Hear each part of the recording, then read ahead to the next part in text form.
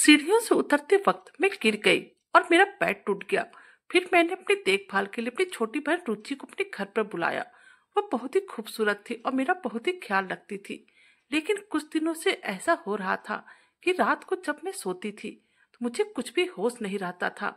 और फिर एक दिन अचानक आधी रात को मेरी नींद खुल गई और मैंने अपने कमरे में देखा तो मेरे पति कमरे में नहीं थे।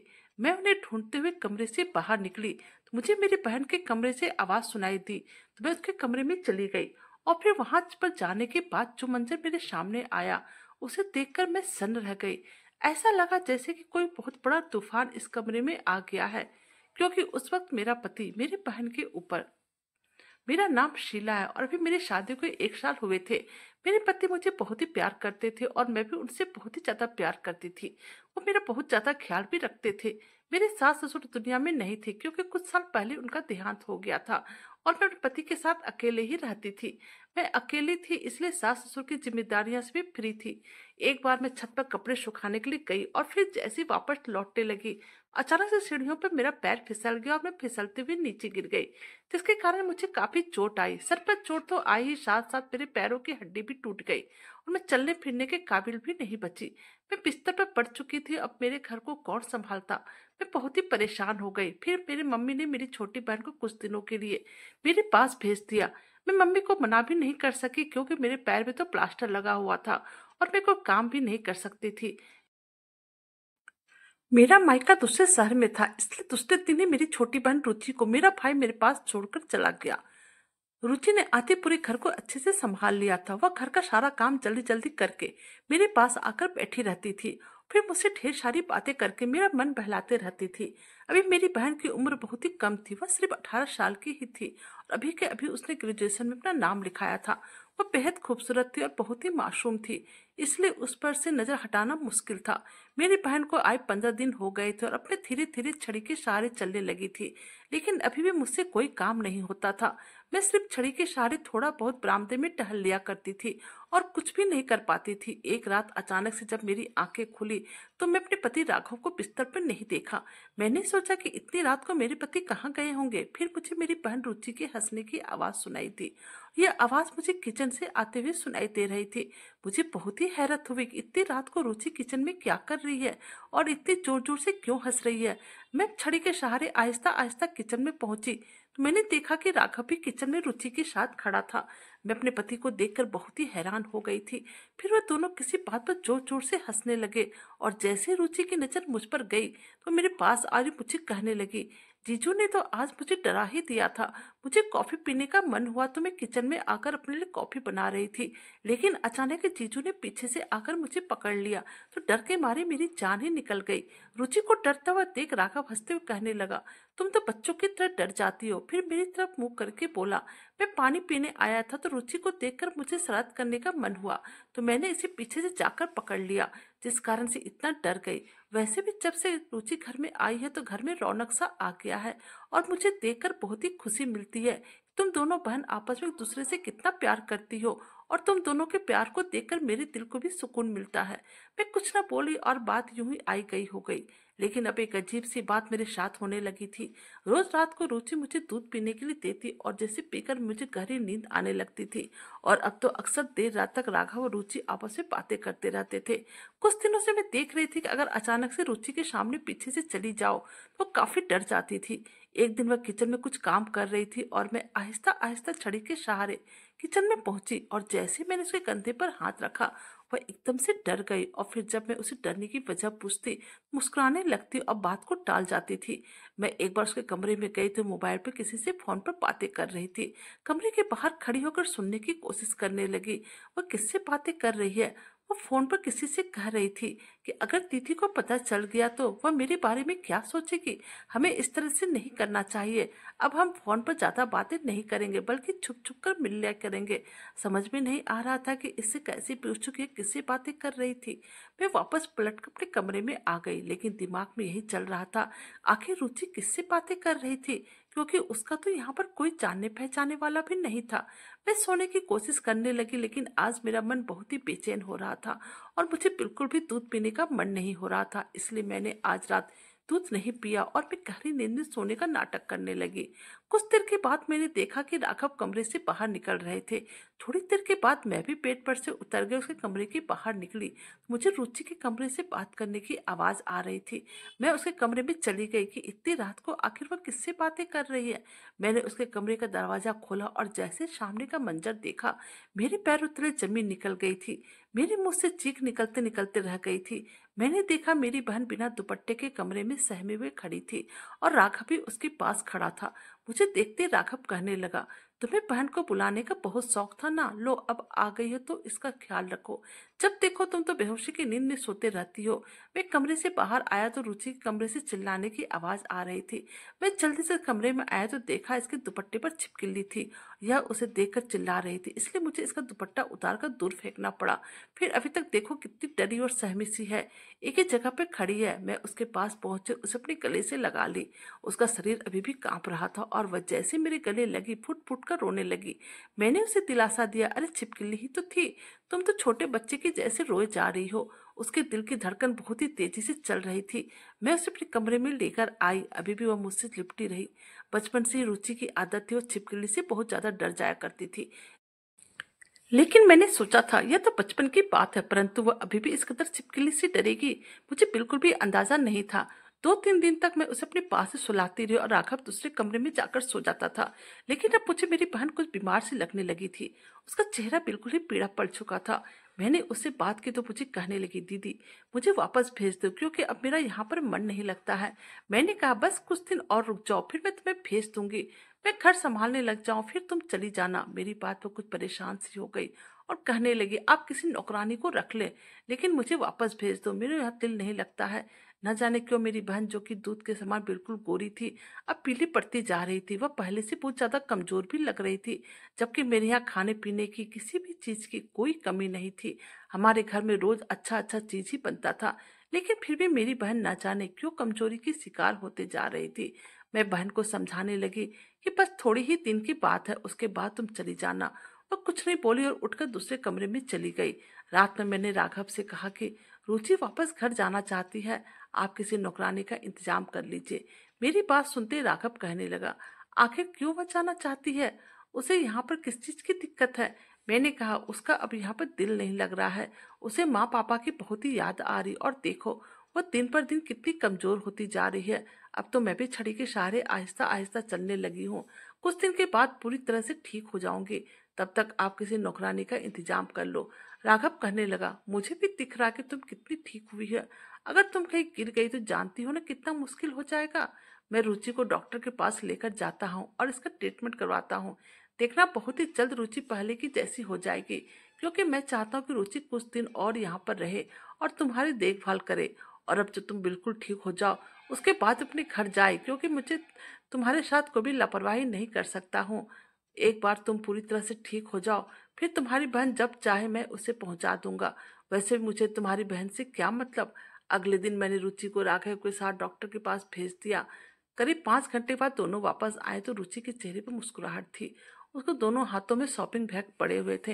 राघव मुझे देखते कहने लगे कि तुम्हारी बहन को तो कोई भी बीमारी नहीं है, असल में घर में रहते रहते ही अपने आप को बीमार कर ली थी।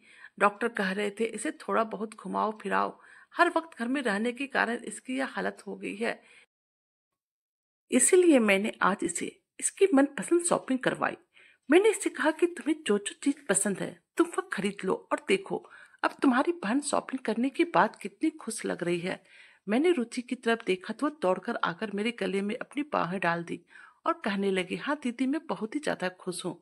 असल में मैं घर में रह रहकर बोर हो गई थी और इसलिए मेरा यहाँ पर मन नहीं लग रहा था, परंतु अब देखो आज मैंने कितनी सारी शॉपिंग की है और ये देखो आपके लिए एक खूबसूरत सी साड़ी भी खरीदी हूँ। ये साड़ी पहनकर आप बहुत ही सुंदर लगोगी। यह कहकर मुझे मेरी साड़ी और शॉपिंग करके जितनी भी चीज खरीद कर लाई थी सभी कुछ मुझे दिखाने लगी। यह बात नहीं थी कि मुझे ये सब देखकर बुरा लगा था। राघव ने जो जो शॉपिंग रुचि को करवाई थी वह मुझे इतने सालों में कभी भी नहीं करवाई थी। मैं जब भी उसे शॉपिंग के बारे में कहती तो वो मुझे कहता, अभी पैसे नहीं है, पैसे आने तो फिर मैं तुम्हें तुम्हारी मनपसंद शॉपिंग करवाऊंगा। और मैं बस उस दिन का इंतजार करते रहती थी। अब रुचि अपना सारा सामान लेकर अपने कमरे में जा चुकी थी। रात को मैंने राघव से कहा, आपको क्या जरूरत थी रुचि को इतनी सारी शॉपिंग करवाने की।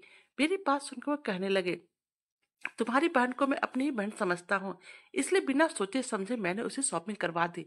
लेकिन पता नहीं क्यों मुझे राघव की बातों पर विश्वास नहीं हो रहा था।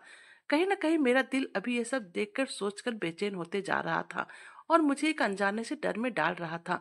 अगले दिन सुबह मैं सोकर उठी तो मैंने रुचि को कहा, भाई को बुला लेती हूँ, तुम उसके साथ चली जाना, क्योंकि अब मैं काफी ठीक हूँ।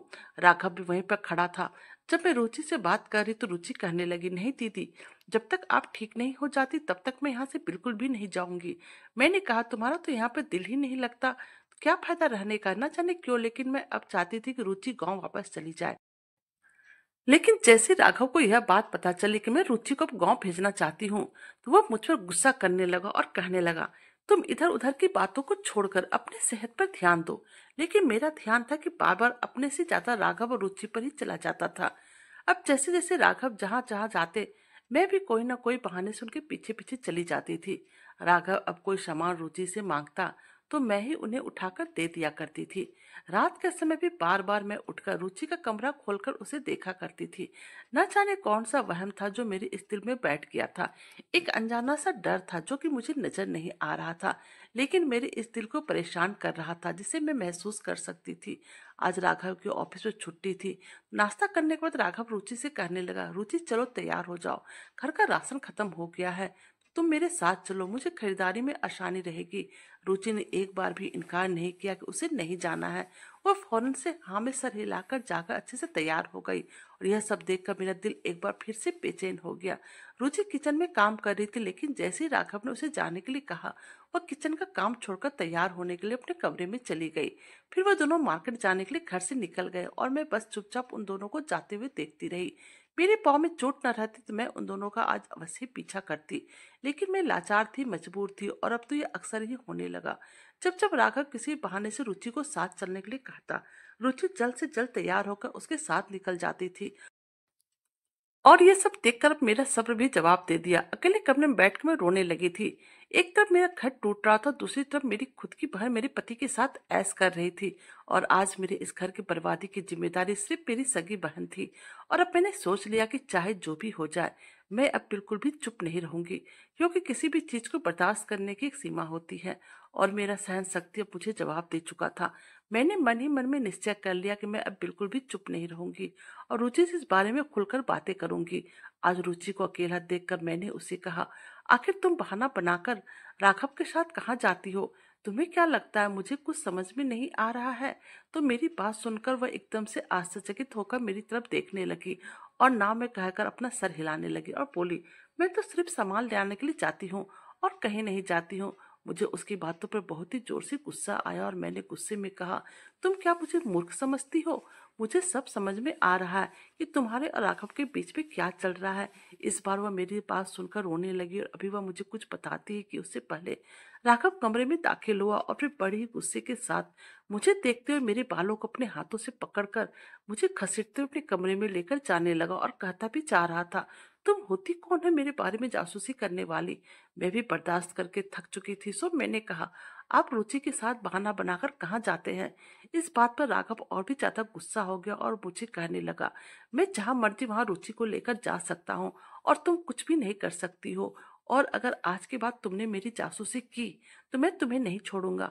उसने यह बात मेरी आंखों में गुस्से से देखकर कहा था, तो मैंने भी कह दिया, ठीक है, जो मन में आए करो, कल के कल रुचि को वापस भेज रही हूँ, वह अब यहाँ पर नहीं रह सकती है। जैसे उसने मेरे मुंह से बात सुनी और देखा न ताप मुझ पर जानवरों की भांति टूट पड़ा और मुझे जोर जोर से मारने लगा। मैं चीखने लगी, चिल्लाने लगी। उसने मेरे बाल पकड़कर मुझे जोर से जमीन पर गिरा दिया और कहने लगा, तुम्हें बहुत शौक है ना सारी बातें जानने का, तो सुनो, मैं रुचि से शादी करने वाला हूँ और देखता हूँ तुम उसे यहाँ से कैसे भेजती हो। यह कहकर वह कमरे से बाहर चला गया और साथ में मेरा मोबाइल भी लेकर गया, ताकि मैं किसी से बात न कर सकूं। जाते जाते उसने मेरे कमरे का दरवाजा भी बंद कर दिया। शायद उसने बाहर से मेरे कमरे में ताला लगा दिया था। मार पड़ने के कारण मुझ में इतनी भी हिम्मत नहीं थी। मैं उठकर दरवाजा खटखटाती। अब बाहर सिर्फ वही दोनों मौजूद थे जिन्होंने मेरी जिंदगी बर्बाद कर दी थी। मेरा चेहरा जगह जगह से नीला हो चुका था, ओठों के पास गहरा जख्म आ चुका था जिससे कि खून बह रहा था। राघव ने मुझे साफ साफ कह दिया था कि वह रुचि से प्यार करने लगा है और वह कल ही उसके साथ शादी करने वाला है। मैं अपनी किस्मत पर फूट फूट कर रो रही थी। मेरी बहन ने मेरा घर उजाड़ दिया था। वो मुझे बर्बाद करके अपना घर मेरे पति के साथ बसाने चली थी। पूरी रात मैं रोती रही। फिर सुबह 10 बजे मेरे कमरे का दरवाजा खुला और रुचि मेरे कमरे में दाखिल हुई तो मैंने उसे देखकर नफरत से मुंह मोड़ लिया तो वह मेरे पास आकर बैठ गई। मैंने गुस्से से उसे अपने पास से झटक दिया और कहा, तुम मेरी बहन हो या डायन? मेरा घर पर वार करने से पहले एक बार भी मेरे बारे में नहीं सोचा? क्या ऐसी होती है बहन? मेरी बात सुनकर वह फुट फुट कर रोने लगी और कहने लगी, इस सब में मेरा कोई दोष नहीं दीदी। मैं तो खुद पिछले कई महीनों से दर्द सह रही हूँ, सिर्फ और सिर्फ आपके लिए, ताकि आपका घर न टूटे। मैं हैरत भरी नजरों से उसे देखने लगी। वह कहने लगी, दीदी, जब से मैं यहाँ आई हूँ तभी से मुझे राघव की नजरों से उलझन सी महसूस होती है। फिर एक रात मुझे ऐसा लगने लगा जैसे कोई मुझे मेरे कमरे की खिड़की से छुप छुप कर देखता है और खिड़की से अंदर आने की कोशिश करता है। मुझे समझ में नहीं आ रहा था कि कौन है, क्योंकि इस घर में मेरे, आपके और राघव के अलावा कोई भी तो नहीं रहता है। फिर एक दिन जब मैं किचन में खाना बना रही तो आहिस्ता से राघव ने मुझे पीछे से आकर डरा दिया और फिर जब मैंने उनसे कारण पूछा तो उन्होंने इस बात को मजाक में उड़ा दिया। फिर एक दिन रात के समय जब मैं आपके लिए दूध बना रही थी, वो किचन में आए और मुझे कहने लगे, तुम्हें अपनी बहन की जरा भी फिक्र नहीं है? देखो तो कैसी तुम्हारी बहन कमजोर हो गई है। उन्होंने मुझे एक पुड़िया पाउडर लाकर दिया और कहा, यह ताकत की दवाई है, मैं इसे मेडिकल स्टोर से लेकर आया हूँ। आज रात से तुम यह पाउडर रोज रात में दीदी को दूध में मिलाकर पिला देना। देखना तुम्हारी दीदी कितनी जल्दी ठीक हो जाएगी, क्योंकि यह बहुत ही ताकत की दवाई है। इसे दूध में मिलाकर पीने से शरीर में ताकत आती है और बीमार इंसान जल्द से जल्द ठीक हो जाता है। फिर मैं रोज आपको पाउडर वाला दूध देने लगी। एक रात जब मैं सो रही थी तो मुझे ऐसा लगा जैसे कोई मेरा दरवाजा खोलकर कमरे में आया, फिर कुंडी लगाई। मैं अपनी आंखें खोलकर इधर उधर देखने लगी, तभी मेरे सामने राघव आ खड़े हुए थे। मैंने फौरन साइड पर रखा और दुपट्टा अपने कंधों पर रख लिया तो वो मुझे देखकर शैतानी हंसी हंसने लगे और कहने लगे, तुम मुझे देखकर इतना क्यों घबरा रही हो? मैं कोई गैर तो नहीं हूँ? उनकी बात सुनकर मैं बेड से खड़ी हो गई थी। मैंने कहा, आप इसमें मेरे कमरे में क्यों आए हो? वो कहने लगे, तुम इतनी भी मासूम नहीं हो। क्या तुम्हें पता नहीं है कि इतनी रात को कोई मर्द किसी हसीन खूबसूरत लड़की कमरे में क्यों आता है? उसके मुंह से बात सुनकर मुझे बहुत ही डर लगने लगा।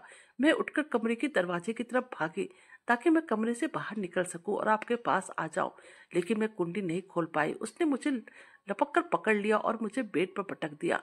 मैं मदद के लिए आपको पुकार रही थी परंतु आप नहीं आई तो वह मेरे मुंह पर हाथ रखकर मुझे कहने लगा, आज तुम्हें कोई भी बचाने के लिए नहीं आएगा। मैं उसके सामने हाथ जोड़ जोड़कर अपनी इज्जत की भीख मांग रही थी, लेकिन उसे मुझ पर एक जरा भी रहम नहीं आया और फिर उसने उस रात मेरी इज्जत को तार तार कर दिया। मैंने रो रो कर अपना बुरा हाल कर लिया था, लेकिन अब मेरी इज्जत जा चुकी थी। वह अपने मकसद में कामयाब हो चुका था। वह अपने इरादे पूरे करके मेरे कमरे से जा चुका था और जाते जाते मुझे धमकी दी थी, अगर मैंने किसी को भी कुछ बताया तो वह आपको तलाक दे देंगे और मुझे भी जान से मार डालेंगे। उस रात मेरा सब कुछ लुट चुका था और मैं बर्बाद हो चुकी थी। मेरे का जी चाह रहा था कि मैं खुद को खत्म कर लूं या फिर इस आदमी को ही जान से मार डालूं जिसने कि ना किसी रिश्ते का मान था और ना उस पर कोई इंसानियत बची थी। मैंने तो बहुत बार कोशिश की आपको सच्चाई बता दो, लेकिन उनकी उठती हुई नजर मुझे अंदर से दहला देती थी।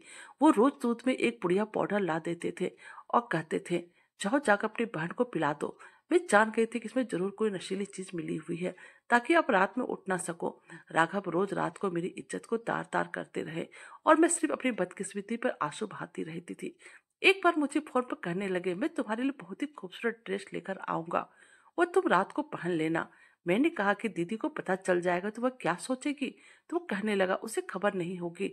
मैं उनसे बचने के बहाना ढूंढती थी, रोती थी, परंतु वह मुझे हर वक्त धमकाते रहते थे, परेशान करते थे। कहते थे तुम्हारा बाप बीमार रहता है, अगर तुमने किसी के सामने जरा से भी मुंह खोला तो मैं तुम्हारी बहन को तलाक दे दूंगा और फिर तुम्हारा बुढ़ा बाप यह सुनकर मर जाएगा और तुम्हारी सच्चाई जानकर भी तुमसे कोई रिश्ता नहीं रखेगा। मेरा तो कोई कुछ नहीं बिगाड़ सकता, ज्यादा से ज्यादा कुछ सालों की सजा हो जाएगी और फिर मैं आजाद हो जाऊंगा। उसके बाद मुझे और भी लड़कियां मिल जाएगी। तुम्हारी बहन का घर बसने से पहले ही तुम्हारे कारण उजड़ जाएगा, इसलिए मैं अंदर ही अंदर कुड़ती रहती थी और राघव के हर जुर्म को सहते जा रही थी। मैं सोचती थी कि मैं तो बर्बाद हो ही चुकी हूँ, कम से कम आपका घर न टूटे। ऐसी एक रात थी जब राघव मेरे कमरे में आए थे और उस रात वो दरवाजा कुंडी लगाना भूल गए थे या फिर उन्हें अब किसी बात का डर नहीं था और ना ही चिंता थी, क्योंकि वो जानते थे कि नशीला दूध आप पीकर गहरी नींद में सो चुकी हैं। लेकिन उस रात आप अचानक मेरे कमरे में आ गई तो उन्होंने छिपकली का बहाना बना दिया। मैं तकलीफनुमा जिंदगी जी जी कर थक चुकी हूँ, इसलिए आपके गले लगकर रोने लगी थी। वह मुझे पीछे से इशारे कर रहा था, अगर तुमने जबरन मुंह खोला तो तुम तो जान से जाओगी ही, साथ साथ तुम्हारी दीदी भी इस दुनिया से चली जाएगी। मुझे उनसे बहुत डर लगता था। मैंने इसलिए आपको कहा कि आप मुझे घर वापस भेज दो, लेकिन आपने मुझे उनके साथ डॉक्टर के पास भेज दिया। उन्होंने उस दिन मुझे शॉपिंग करवाई और कहने लगे, मुस्कुराते हुए घर में जाना और खुश दिखाई देना, वरना तुम्हारी बहन की बर्बादी और तुम्हारी मौत को कोई टाल नहीं सकता। मैं उनके हाथों की कठपुतली बनकर रह गई थी। यह कहकर रुचि जोर जोर से रोने लगी थी। मैं किसी पत्थर की तरह बैठी बस उसे देखे जा रही थी। वह कहने लगी, उन्होंने मुझे कहा था कि मैं वापस जाने से इनकार कर दूं। फिर राशन के बहाने वो मुझे होटल में लेकर जाने लगे थे, क्योंकि आप घर पर उन पर निगरानी रखने लगी थी। उन्हें अकेला नहीं छोड़ती थी और न ही नशे वाला दूध पीती थी। और फिर जो कुछ भी हुआ वह सब आपके सामने है। दीदी, मुझे बताइए कि इन सब में मेरी क्या गलती है? आपका घर बचाने के लिए मुझे रोज एक कड़ी आजमाइश और दर्द से गुजरना पड़ता है। मुझे उनसे शादी नहीं करनी है। दीदी, वो मुझे शादी का जोड़ा देकर गए हैं और कह रहे थे मैं तैयार रहूं और मैं अभी तुरंत आता हूं। फिर मैं तुम्हारे साथ मंदिर में जाकर शादी करूंगा। आपके कमरे की चाबी भी छुपा कर गए थे ताकि मैं आपसे ना मिल सकूं और आपके कमरे में ना निकाल सकूं, लेकिन मैंने उन्हें चाबी छुपा कर रखते हुए देख लिया था, इसलिए उनके जाते ही मैंने आपका दरवाजा खोल दिया। दीदी, भगवान के लिए मुझे बचा लो। मुझे इस दरिंदे आदमी से किसी भी कीमत पर बचा लो। यह कहकर मेरे कंधों पर सर रख कर फुट फुट कर रोने लगी। मुझे तो बिल्कुल भी विश्वास नहीं हुआ कि मैं अभी तक उस घटिया आदमी को कैसे नहीं पहचान पाई थी। जो दर्द, जो तकलीफ मेरी छोटी बहन सह रही थी, वह शायद मेरी तकलीफ से भी कई गुना ज्यादा थी। अब मुझे आगे क्या करना है यह मैंने मन ही मन में सोच लिया था और मैं किसी भी कीमत पर वो काम करने वाली थी, चाहे इसके लिए मेरी जान ही क्यों न चली जाए। फिर मैंने वो शादी का जोड़ा खुद पहन लिया और अपनी बहन को अपने कमरे में लॉक कर दिया और उसे कहा, तुम चादर ओढ़कर यूं लेटना जैसे सो रही हो। और मैं दुल्हन बनकर घूंघट निकालकर अपनी बहन के कमरे में जाकर बैठ गई। मेरा पति आया, पहले वह मेरे कमरे में गया तो उसने समझा कि मैं सो रही हूँ, इसलिए इस बार वह मेरे पास आया और मुझे रुचि समझकर कहने लगा, आज हमारी शादी हो जाएगी, फिर तुम्हें मुझसे कोई भी जुदा नहीं कर सकता। उसे इस बात का पता नहीं था कि दो बहनों से एक ही बार में शादी नहीं कर सकते। उसके ऊपर तो बस हवस की पट्टी बंधी हुई थी। वह बाहर चला गया। थोड़ी देर के बाद फिर आया और कहने लगा, चलो रुचि, पंडित जी तैयार है, हमें अभी मंदिर जाना होगा। मैंने घूंघट ऊपर नहीं किया था और उसके साथ चली गई। वहां जाकर मेरी अपनी ही पति से दोबारा शादी हो गई और मैं दुल्हन बनी उनका इंतजार कर रही थी। जब वह कमरे में आया तो मैं घूंघट निकाले बैठी थी। जैसे ही उसने मेरा घूंघट उठाया, मैंने तेज धार वाले चाकू से उसे पर वार करना शुरू कर दिया। इस आफत के लिए बिल्कुल तैयार नहीं था, इसलिए समझ ही नहीं पाया मैंने उसके पेट पर चाकू से कितनी बार वार किया था। मेरा हाथ और चेहरा खून से भर चुका था और अब उसका शरीर बेजान हो वहीं जमीन पर मेरे सामने पड़ा हुआ था। मैं कमरे से बाहर निकल गई। मुझे अपने किए पे बिल्कुल भी पछतावा नहीं था, क्योंकि आज मैंने इंसान के रूप में दरिंदे को मारा था, खत्म कर दिया था। अब मैं अपने कमरे में आई तो रुचि मुझे इस हाल में देखकर एकदम से घबरा गई, डर गई, क्योंकि मेरा हाथ, मेरा चेहरा सब कुछ खून से भरा हुआ था। मेरा हाथ में चाकू भी मौजूद था जो मेरे हाथ से छुटकर जमीन पर जा गिरा था।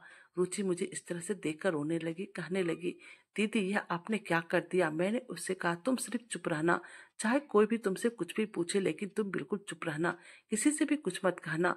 तुमने मेरा घर बसाने के लिए जो कुर्बानी दी, उसके सामने मेरी कुर्बानी कुछ भी नहीं है। तुम किसी को भी कभी भी इस हकीकत के बारे में कुछ भी नहीं बताओगी। और फिर मैंने नहाकर कपड़े बदले और अपने खून से भरे कपड़ों को फेंक दिया और पुलिस को कहा कि रात मेरे घर में चोर आए थे। मेरे पति ने मेरा बचाव किया और वह चोर मेरे पति को मारकर चले गए। फिर छोटी मोटी इंक्वायरी के बाद सारा किस्सा खत्म हो गया और आज मेरी छोटी बहन की शादी है। जो दर्द तकलीफ उसने बर्दाश्त की थी वह उसके और मेरे सीने में दफन है और हमेशा दफन ही रहेगा। अब मैं अपने माँ बाप के पास रहने लगी हूँ और खुश हूँ। रुचि का पति उसे बहुत ही प्यार करता है और उसे खुश देखकर मैं भी बहुत ही खुश हूँ। राघव सबकी नजरों में एक बहुत ही अच्छा और महान मर्द था कि पत्नी और घर की सुरक्षा करते हुए उसने अपनी जान दे दी थी। लेकिन यह तो मैं और रुचि ही जानते थे राघव कैसा इंसान था। अब रुचि की शादी को 2 साल गुजर गए थे। फिर मेरे भाई ने मेरे लिए भी एक अच्छा रिश्ता ढूंढ लिया। मैं शादी नहीं करना चाहती थी, लेकिन फिर मेरी बहन ने मुझे समझाया कि तुम यह पूरी जिंदगी यूं तन्हा नहीं गुजार सकती हो, और आखिर तुम अपने आप को क्यों सजा दे रही हो, वह भी उस इंसान के लिए जो इंसान कहलाने लायक भी नहीं था। उस जानवर ने तो हम दोनों बहनों की जिंदगी बर्बाद करके रख दी थी। फिर मैंने भी शादी कर ली। मेरी शादी को अब 3 साल बीत चुका है और मेरा एक प्यारा सा बेटा है। और आज मैं अपने पति और बेटे के साथ बहुत ही खुश हूँ। मुझे अपने किए पर काम पे एक जरा भी पछतावा नहीं है, क्योंकि मुझे यही लगता है कि मैंने सही समय पर सही फैसला लिया था। दोस्तों, आप हमें कमेंट करके बताइएगा, मैंने अपने पति को मारकर सही किया या नहीं। अगर आप मेरी जगह पर होते तो क्या करते। कहानी अच्छी लगी तो प्लीज चैनल को लाइक कीजिए, सब्सक्राइब कीजिए और शेयर कीजिए। Thank you.